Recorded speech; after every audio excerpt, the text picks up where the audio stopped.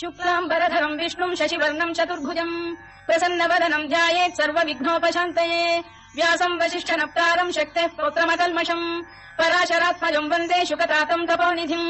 व्यासाय विष्णुरूपाय व्यासरूपाय विष्णवे नमो वै ब्रह्मनिधये वासिष्ठाय नमो नमः अविकाराय शुद्धाय नित्याय परमात्मने सदैकरूपरूपाय विष्णवे सर्वजिष्णवे यस्य स्मरणमात्रेण जन्म संसारबन्धनात् विमुच्यते नमस्तस्मै विष्णवे प्रभविष्णवे ओम् नमो विष्णवे प्रभविष्णवे श्रीवैशम्पायन उवाच श्रुत्वा धर्मानशेषेण पावनानि च सर्वशः युधिष्ठिरः शान्तनवम् पुनरेवाभ्यभाषत युधिष्ठिर उवाच किमेकम् दैवतम् लोके किम् वाप्येकम् परायणम् स्तुवन्तः कङ्कमर्चन्तः प्राप्नुयुर्मानवा शुभम् को धर्मः सर्वधर्माणाम् भवतः परमो मतः किम् जपन्मुच्यते जन्तुर्जन्म संसारबन्धनात् श्रीभीष्म उवाच जगत्प्रभुम् देवदेवमनन्तम् पुरुषोत्तमम् स्तुवन्नाम सहस्रेण पुरुषः सततोत्थितः तमेव चात्रयन् नित्यम् भक्त्या पुरुषमव्ययम् ध्यायम् स्तुवन् नमस्यम् च यजमानस्तमेव च अनादिनिधनम् विष्णुम् सर्वलोकमहेश्वरम् लोकाध्यक्षम् स्तुवन् नित्यम् सर्वदुःखातिगो भवेत् ब्रह्मण्यम् सर्वधर्मज्ञम् लोकानाम् कीर्तिवर्धनम् लोकनाथम् महद्भूतम् सर्वभूतभवोद्भवम् एष मे सर्वधर्माणाम् धर्मोऽधिकतमो मतः यद्भक्त्या पुण्डरीकाक्षम् स्तवैरच्चेन्नरः सदा परमम् यो महत्तेजः परमम् यो महत्तपः परमम् यो महद्ब्रह्म परमम् यः परायणम् पवित्राणाम् पवित्रम् यो मङ्गलानाम् च मङ्गलम् दैवतम् देवतानाम् च भूतानाम् यो व्ययप्रिता यतः सर्वाणि भूतानि भवन्त्यादियुगागमे यस्मिंश्च प्रलयम् यान्ति पुनरेव युगक्षये तस्य लोकप्रधानस्य जगन्नाथस्य भूपते विष्णोर्नाम सहस्रम् मे शृणु पापभयापहम् यानि नामानि गौणानि विख्यातानि महात्मनः ऋषिभिः परिगीतानि तानि वक्ष्यामि भूतये ऋषिर्नाम्नाम् सहस्रस्य वेदव्यासो महामुनिः छन्दोऽनुष्टुप् तथा देवो भगवान् देवकीसुतः अमृताम् शुद्धवो बीजम् शक्तिर्देवकी नन्दनः त्रिसामाहृदयम् तस्य शान्त्यर्थे विनियुज्यते विष्णुम् जिष्णुम् महाविष्णुम् प्रभविष्णुम् महेश्वरम् अनेकरूपदैत्यान्तम् नमामि पुरुषोत्तमम् अस्य श्रीविष्णोर्दिव्य सहस्रनामस्तोत्रमहामन्त्रस्य श्रीवेदव्यासो भगवान् ऋषिः अनुष्टुप्छन्दः श्रीमहाविष्णुः परमात्मा श्रीमन्नारायणो देवता अमृतांशुद्भवो भानुरिति बीजम् देवकी नन्दन श्रेष्ठेति शक्तिः उद्भवः क्षोभणो देव इति परमो मन्त्रः शङ्खवृन्नन्दकी चक्रीति कीलकम् शार्ङ्गधन्वा गदाधर इत्यस्त्रम् रथाङ्गपाणिरक्षोभ्य इति नेत्रम् त्रिसामासामजः सामेति कवचम् आनन्दम् परब्रह्मेति योनिः ऋतुः सुदर्शनकाल इति दिग्बन्धः श्रीविश्वरूप इति ध्यानम् श्रीमहाविष्णुप्रीत्यर्थे सहस्रनाम जपे विनियोगः ध्यानम् क्षीरोदन्वत्प्रदेशे शुचिमणिविलसत्सैकते मौक्तिकानाम् मालाक्लुप्तासनस्थ स्फटिकमणिनिभैर्मौक्तिकैर्मण्डिताङ्गः शुभ्रैरभ्रैरदभ्रैरुपरि विरचितैर्मुक्तपीयूषवर्षैः आनन्दीनः पुनीयादरिनलिन गदा शङ्खपाणिर्मुकुन्दः भूः पादौ यस्य नाभिर्विहदसुरनिलश्चन्द्रसूर्यौ च नेत्रे कर्णावाशा शिरोद्यौर्मुखमपि दहनो यस्य वास्तेयमब्धिः अन्तस्थम् यस्य विश्वम् सुरनरखगो भोगि गन्धर्व दैत्यैः चित्रम् रम्यतेतम् त्रिभुवन वपुषम् विष्णुमीशम् नमामि ओम् नमो भगवते वासुदेवाय शान्ताकारम् भुजगशयनम् पद्मनाभम् सुरेशम् विश्वाधारम् गगनसदृशम् मेघवर्णम् शुभाङ्गम् लक्ष्मीकान्तम् कमलनयनम् योगिहृध्यानगम्यम् वन्दे विष्णुम् भवभयहरम् सर्वलोकैकनाथम् मेघश्यामम् पीतकौशेयवासम् श्रीवत्साङ्कम् कौस्तुभोद्भासिताङ्गम् पुण्योपेतम् पुण्डरीकायताक्षम् विष्णुम् वन्दे सर्वलोकैकनाथम् नमः समस्तभूतानामादिभूताय भूभृते अनेकरूपरूपाय विष्णवे प्रभविष्णवे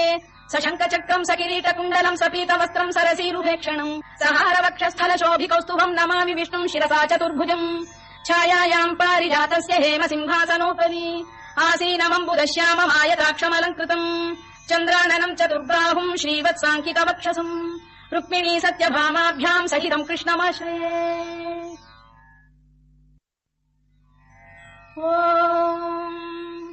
विश्वम् विष्णुर्वशत्कारो भूतभव्य भवत्प्रभुः भूतकृद्भूतवृद्भावो भूतात्मा भूतभावनः भूतात्मा परमात्मा च मुक्तानाम् परमागतिः अव्ययः पुरुषः साक्षी क्षेत्रज्ञोऽक्षर एव च योगो योगविदाम् नेता प्रधानपुरुषेश्वरः नारसिंहवपुः श्रीमान् केशवः पुरुषोत्तमः सर्वशर्व शिवस्थाणुर्भूतादिर्निधिरव्ययः सम्भवो भावनो भर्ता प्रभव प्रभुरीश्वरः स्वयम्भूः शम्भुरादित्यः पुष्टराक्षो महास्वनः अनादिनिधनो धाता विधाता धातुरुत्तमः अप्रमेयो ऋषिकेश पद्मनाभोमर प्रभुः विश्वकर्मा मनुस्पष्टा स्थविष्ठस्थविरो ध्रुवः अग्राह्य शाश्वत कृष्णो रोहिताक्ष प्रदर्दनः प्रभूतस्त्रिककुब्धाम पवित्रम् मङ्गलम् परम् ईशान प्राणर प्राणो ज्येष्ठ श्रेष्ठ प्रजापतिः हिरण्यगर्भो भूगर्भो माधवो मधुसूदनः ईश्वरो विक्रमी धन्वी मेधावी विक्रमक्रमः अनुत्तमो दुराधर्ष कृतज्ञ कृतिरात्मवान् सुरेश शरणम् शर्म विश्वरेता प्रजाभवः अधः संवत्सरो व्याल प्रत्ययः सर्वदर्शनः अधः सर्वेश्वर सिद्धः सिद्धिः सर्वादिरच्युतः वृषाकपिरमेयात्मा सर्वयोग विनिसृतः वसुर्वसुमनः सत्यः समात्मा संमितः समः अमोघ पुण्डरीकाक्षो वृषकर्मा वृषाकृतिः रुद्रो बहुशिरा बभ्रुर्विश्वयोनिश्रुचिश्रवाः अमृतः शाश्वतस्थाणुर्वरारोहो महातपाः सर्वगः सर्वविद्वानुर्विश्वक्सेनो जनार्दनः वेदो वेद विदव्यङ्गो वेदाङ्गो वेदवित्कविः लोकाध्यक्षः सुराध्यक्षो धर्माध्यक्ष कृताकृतः चतुरात्मा चतुर्व्यूहश्चतुर्दंष्टश्चतुर्भुजः भ्राजिष्णुर्भोजनम् भोक्ता सहिष्णुर्जगदादिजः अनघो विजयोजेता विश्वयोनिः पुनर्वसुः उपेन्द्रो वामनः प्रांशुरमोघः शुचिरूर्जितः अतीन्द्रः सङ्ग्रहः सर्गो धृतात्मा नियमो यमः वेद्यो वैद्यः सदा योगी वीरः माधवो मधुः अतीन्द्रियो महामायो महोत्साहो महाबलः महाबुद्धिर्महावीर्यो महाशक्तिर्महाद्युतिः अनिर्देश्य वपुः श्रीमान् अमे आत्मा महादृधृत् महेश्वासो महीभत्ता श्रीनिवासः सताङ्गतिः अनिरुद्धः सुरानन्दो गोविन्दो गोविदाम्पतिः मरीचिद्दमनोहंसः सुपर्णो भुजगोत्तमः हिरण्यनाभः सुतपाः पद्मनाभ प्रजापतिः अमृत्युः सर्वदृक्सिंहः सन्धाता सन्धिमान् स्थिरः अजो दुर्मर्शनः शास्ता विश्रुतात्मा सुरारिः गुरुर्गुरुतमो धाम सत्यः सत्यपराक्रमः निमिषो निमिषस्रग्वी वाचस्पतिरुदारधीः अग्रणी द्रामणी श्रीमान् न्यायो नेता समीरणः सहस्रमूर्धा विश्वात्मा सहस्राक्षः सहस्रपात् आवत्तनो निवृत्तात्मा संवृतः सम्प्रमर्दनः अधः संवत्तको भङ्गिरनिरोधरणीधरः सुप्रसाद प्रसन्नात्मा विश्वधृक् विश्वभुक् विभुः सत्तत्ता सत्कृतः साधुर्जन्धुर्नारायणो नरः असङ्ख्येयो प्रमेयात्मा विशिष्टः शिष्टकृच्छुचिः सिद्धार्थ सिद्ध सङ्कल्प सिद्धितः सिद्धिसाधनः वृषाही वृषभो विष्णुर्वृषपर्वा वृषोदरः वर्धनो वर्धमानश्च विविक्तः श्रुतिसागरः सुभुजो दुर्धरो वाग्मी महेन्द्रो वसुतो वसुः नैकरूपो बृहद्रूपः शिपिविष्टप्रकाशनः ओजस्तेजोद्युतिधर प्रकाशात्मा प्रतापनः वृद्धस्पष्टाक्षरो मन्त्रश्चन्द्रांशुर्भास्करद्युतिः अमृतांशुद्भवो भानुश्शशबिन्धुः सुरेश्वरः औषधम् जगतः सेतुः सत्यधर्मपराक्रमः भूतभव्यभवन्नाथ पवनः पावनो नरः कामः कामकृत्कान्तः कामः कामप्रदप्रभुः युगादिकृद्युगावत्तो नैकमायो महाशनः अदृश्यो व्यक्तरूपश्च सहस्रजिदनन्तजित् इष्टो विशिष्टः शिष्टेष्टः शिखण्डी नभुषो वृषः क्रोधः क्रोधकृत्कर्ता विश्वबाहुर्महीधरः अच्युत प्रतिथ प्राण प्राणदो वासवानुजः अपाम् निधिरधिष्ठानमप्रमत्त प्रतिष्ठितः स्कन्दस्कन्दधरो धुर्यो वरदो वायुवाहनः वासुदेवो बृहद्भानुरादिदेवः पुरन्दरः अशोकस्तारणस्तारः शूरः शौरिर्जनेश्वरः अनुकूलः शतावत्तः पद्मी पद्मनिभेक्षणः पद्मनाभोरविन्दाक्षः पद्मगर्भः शरीरभृत् महर्धिर्वृद्धो वृद्धात्मा महाक्षो गरुडध्वजः अतुलः शरभो भीमः समयज्ञो हविर्हरिः सर्वलक्षणलक्षण्यो लक्ष्मीवान् समितिञ्जयः विक्षरो रोहितो मार्गो हेतुर्दामोदरः सः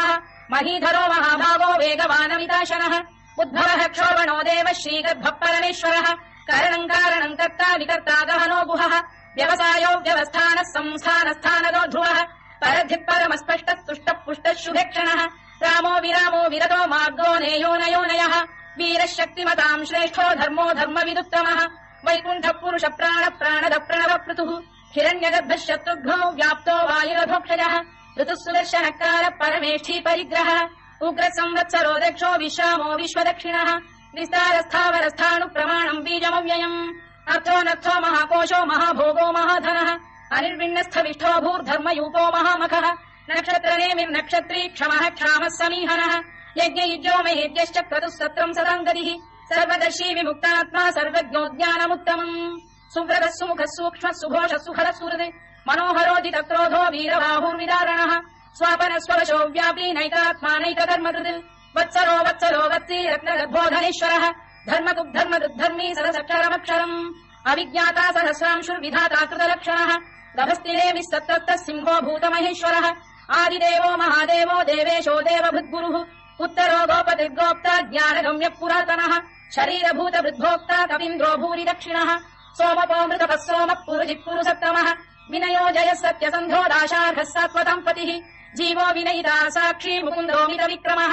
अम्भोनिधिरनन्तात्मा महोदधिशयोऽन्तकः अजो महार्घ स्वाभाव्यो जिता मित्र प्रमोदनः आनन्दो नन्दनो नन्दः सत्यधर्मा त्रिविक्रमः महर्षि कपिलाचार्य कृतज्ञो मेदिनीपतिः त्रिपुरस्त्रिदशाध्यक्षो महाशृङ्गकृतान्तकृत् महावराहो गोविन्दः सुषेणः कनकङ्किनी गुह्यो गभीरो गहनो गुप्तश्चक्रगदाधरः मेधास्वाङ्गो जितकृष्णो दृढः सङ्कर्षणोच्युतः वरुणो वारुणो वृक्ष पुष्कराक्षो महामनाः भगवान् भगहानन्दी वनमाली हलायुधः आदित्यो ज्योतिरादित्यः सहिष्णुर्गतिसत्तमः सुधन्वाखण्ड परशुद्धारुणो द्रविणप्रदः दिवस्पृक् सर्वदृत्यासो वाचस्पतिरयो निजः त्रिसामासामगः साम निर्वाणम् भेषजम् भिषज सन्न्यासवृक्षमशान्तो निष्ठा शान्तिः परायणम् शुभाङ्गः शान्तिदश्रेष्ठा कुमुदः कुवलेशयः गोहितो गोपरिगोप्ता वृषभाक्षो वृषप्रियः अनिवर्ती निवृत्तात्मा संक्षेप्ताक्षेमकृच्छिवः श्रीवत्सवक्षः श्रीवासः श्रीपतिः श्रीमताम्बरः श्रीधः श्रीशः श्रीनिवासः श्रीनिधिः श्रीविभावनः श्रीधर श्रीकर श्रेयः श्रीमान् लोकत्रयाश्रयः स्वक्षस्वङ्गशतानन्दो नन्दिर्ज्योतिर्गणेश्वरः विजितात्मा विधेयात्मा सत्कीर्तिश्चिन्न संशयः उदीर्णः सर्वतश्चक्षुरनीशः शाश्वतस्थिरः भूषयो भूषणो भूतिर्विशोकः शोकनाशनः अच्छिष्मानच्चितः कुम्भो विशुद्धात्मा विशोधनः अनिरुद्धो प्रतिरथ प्रद्युम्नोमित विक्रमः कालनेमिनिः वीरः शौरिः शूरजनेश्वरः त्रिलोकात्मा त्रिलोकेशः केशवः केशिहा हरिः कामदेवः कामपालः कामी कान्तकृतागमः अनिर्देश्यवपुर्विष्णुर्वीरोऽनन्तो धनञ्जयः ब्रह्मण्यो ब्रह्मकृद्ब्रह्मा ब्रह्म ब्रह्मविवर्धनः ब्रह्मणि ब्राह्मणो ब्रह्मी ब्रह्मज्ञो ब्राह्मणप्रियः महाकर्मो महाकर्मा महातेजा महोरगः महाक्रतुर्महायज्वा महायज्ञो महाहविः स्तव्यस्तव प्रियस्तोत्रम् स्तुतिस्तोतारणप्रियः पूर्णः पूरयिता पुण्यः पुण्यकीर्तिरनामयः मनोजवतीर्थकरो वसुरेता वसुप्रदः वसुप्रदो वासुदेवो वसुर्वसुमनाहविः सद्गतिः सत्कृतिः सत्ता सद्भूतिः सत्परायणः शूरसेनो यदुश्रेष्ठः सन्निवासः सुयामुनः भूतावासो वासुदेवः सर्वासु निलयो नलः दत्तः दत्पदो दृप्तो दुर्धरोऽथा पराजितः विश्वमूर्तिर्महामूर्तिर्दीप्तमूर्तिरमूर्तिमान् अनेकमूर्तिरव्यक्तः शतमूर्तिः शताननः एकोनैकः स वक्तव्यम् यत्तत् परमनुत्तमम् लोकबन्धुर्लोकनाथो माधवो भक्तवत्सलः सुवर्णवर्णो हेमाङ्गो वराङ्गश्चन्दनाङ्गदी वीरः विषमः शून्यो घृता शीरचरश्चरः अमानी मानदो मान्यो लोकस्वामी त्रिलोकभृत् सुमेधा मेधजो धन्यः सत्यमेधाधराधरः तेजो वृषोद्युतिधरः सर्वशत्रभृताम्बरः प्रग्रहो निग्रहो व्यग्रो नैकशृङ्गो गदाग्रजः चतुर्मूर्तिश्चतुर्बाहुश्चतुर्व्यूहश्चतुर्गतिः चतुरात्मा चतुर्भावश्चतुर्वेदविदेकपात् समावर्तो निवृत्तात्मा दुर्जयो दुरतिक्रमः दुर्लभो दुर्गमो दुर्गो दुरावासो दुरारिः शुभाङ्गो लोकसारङ्गः सुतन्तु स्तन्तु वर्धनः इन्द्रकर्मा महाकर्मा कृतकर्मा कृतागमः उद्भवः सुन्दरः सुन्दरो रत्ननाभः सुलोचनः अर्को वाजसनः शृङ्गी जयन्तः सर्वविजयी सुवर्णबिन्दुरक्षोभ्यः सर्ववागीश्वरेश्वरः महाह्रदो महागर्तो महाभूतो महानिधिः कुमुद कुन्दर कुन्द पर्जन्यः पावनो निलः अमृताशोऽमृतवपुः सर्वज्ञः सर्वतोमुखः सुलभः सुव्रतः सिद्धः शत्रुजिच्छत्रुतापनः न्यग्रोधोदुम्बरोष्टक्षाणूरान्ध्रनिषूदनः सहस्रार्चिः सप्तजिह्वः सप्तैधा सप्तवाहनः अमूर्तिरनघोचिन्त्यो भयगृद्भयनाशनः अणुबृहत्कृशस्थूलो गुणभृन्निर्गुणो महान् अधृतस्वभृतस्वास्य प्राग्वंशो वंशवर्धनः धारभृत्कथितो योगी योगीशः सर्वकामदः आश्रमः श्रवणः क्षामः सुपर्णो वायुवाहनः धनुर्धरो धनुर्वेदो दण्डो दायितादमः अपराजितः सर्वसहो नियन्ता नियमो यमः सत्त्ववान् सात्विकः सत्यः सत्यधर्मपरायणः अभिप्राय प्रियार्बोध प्रियकृत्प्रीतिवर्धनः विहाय सगज्योतिः सुरुचित्पुतभुक् विभुः रविर्विरोचनः सूर्यः सवितारविलोचनः अनन्तो हुतबुद्भोक्ता सुखदो नैकजोग्रजः अनिर्विण्णः सदामर्षी लोकाधिष्ठानमद्भुतः सनात्सनातनतमः कपिलः कपिरव्ययः स्वस्तिदः स्वस्तिकृत् स्वस्ति स्वस्ति भुक् स्वस्ति दक्षिणः आरुद्रः कुण्डली चक्री विक्रम यूर्जित शासनः शब्दातिकः शब्दसः शिशिरः शर्वरीकरः अक्रूरपेशलो दक्षो दक्षिणः क्षमिणाम्बरः विद्वत्तमो वीतभय पुण्यः श्रवणकीर्तनः उत्तारणो दुष्कृतिः पुण्यो दुष्स्वप्रनाशनः वीरः रक्षणः सन्तो जीवनः पर्यवस्थितः अनन्तरूपोऽनन्तश्रीर्जितमन्युर्भयापहः चतुरश्रो गभीरात्मा विदिशो व्यादिशो दिशः अनादिर्भूर्भुवो लक्ष्मी सुवीरो रुचिरङ्गदः जननो जनजन्मादिर्भीमो भीमपराक्रमः आधारनिलयो धाता पुष्पहास प्रजागरः ऊर्ध्वगः सत्पथाचार प्राणद प्रणवप्रणः प्रमाणम् प्राणनिलय प्राणभृत्प्राणजीवनः तत्त्वम् तत्त्वविदेकात्मा जन्म मृत्युजरातिगः भूर्भुवः स्वस्तरुस्तारः सविता प्रपितामहः यज्ञो यज्ञपतिर्यज्वा यज्ञाङ्गो यज्ञवा